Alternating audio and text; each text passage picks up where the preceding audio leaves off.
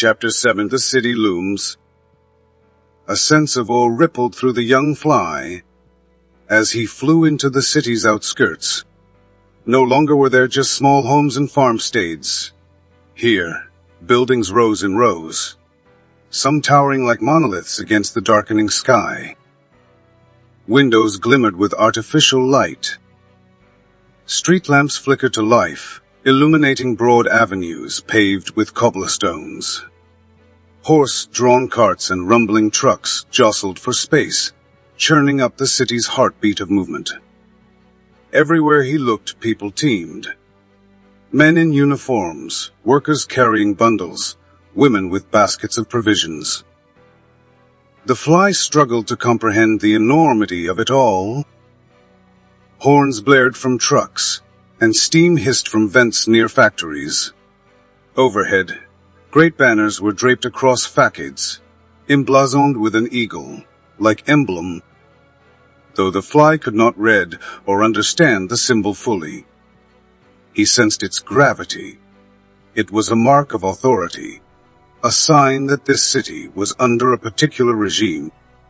The architecture loomed tall, columns and arches reminiscent of a grand imperial style. Darkness pressed in from the sky, yet the streets remained alive with a frenetic energy. The fly glided down a wide thoroughfare, weaving around lampposts and overhead wires.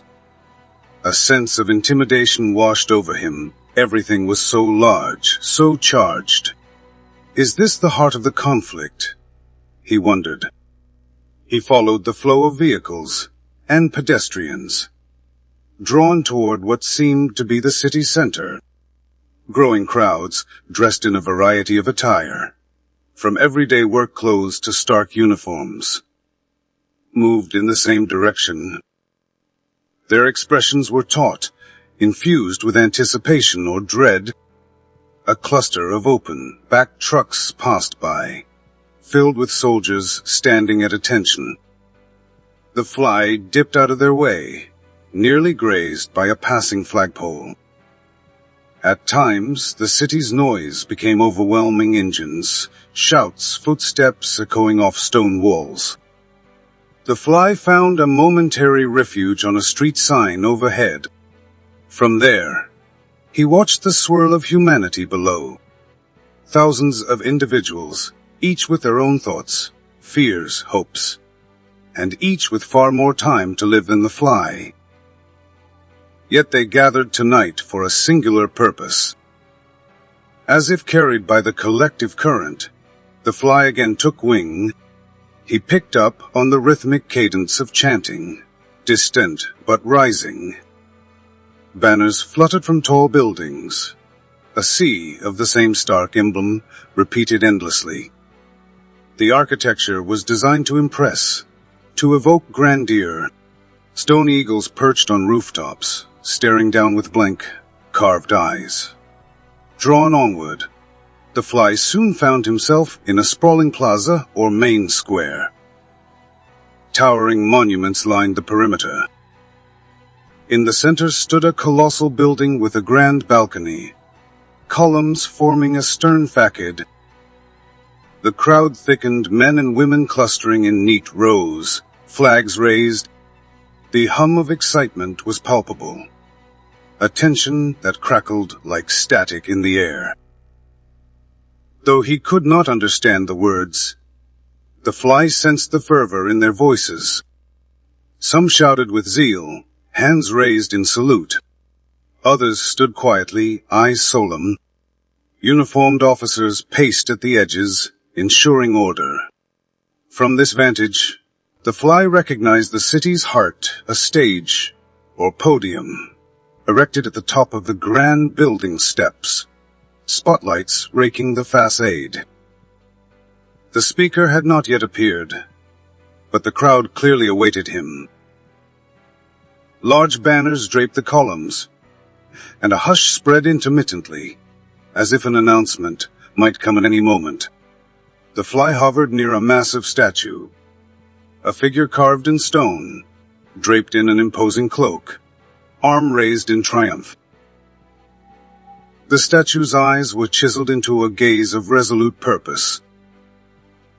Even from the fly's perspective, it loomed like a silent sentinel. Night was settling in fully now. Street lamps ringed the plaza, and giant floodlights flicked on, casting stark shadows. The city center glowed under artificial radiance, the sky above tinted with the haze of smoke and light pollution. The fly felt his energy waning, but also felt compelled to push on. This must be the place, he thought. If there is meaning, it lies here, where thousands gather to listen to one man speak. He glided closer, noticing the lines of trucks parked near side streets. Guards stationed at every intersection. One guard noticed the fly buzzing close to his face and swatted reflexively, but the fly darted away. The guard shook his head, returning his attention to scanning the crowd. Drifting just above the throng, the fly picked up on the surge of expectation when an officer stepped onto the stage and tapped a microphone. Static crackled, and the crowd rustled with anticipation.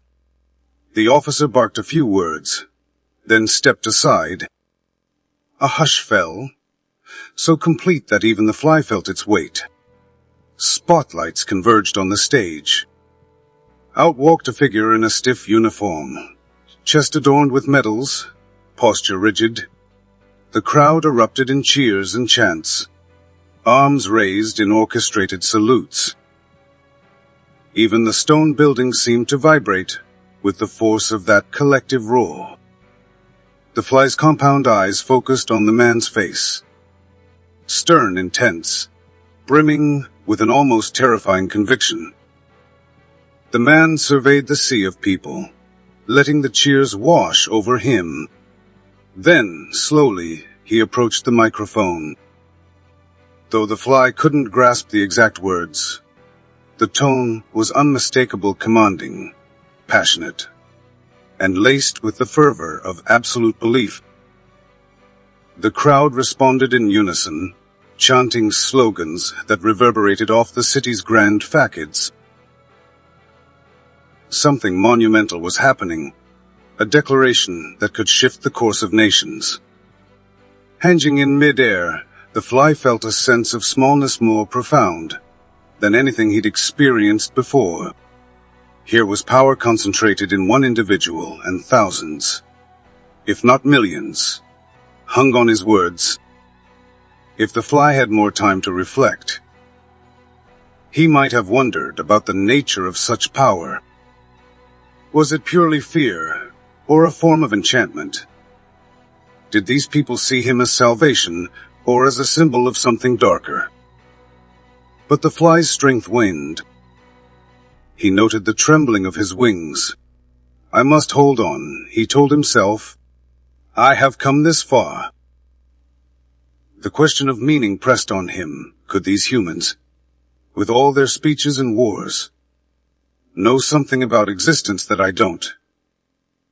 He inched closer, the glare of spotlights washing over him, determined to witness what the speaker would say, or at least sense the moment's core. And so the young fly joined thousands of onlookers in the square that night, while the city, overshadowed by grand architecture and a roiling tension, seemed to hold its breath for what came next. Thank you so much for listening, and if you are still awake, please do me a huge favor. Just like and subscribe. I would greatly appreciate it.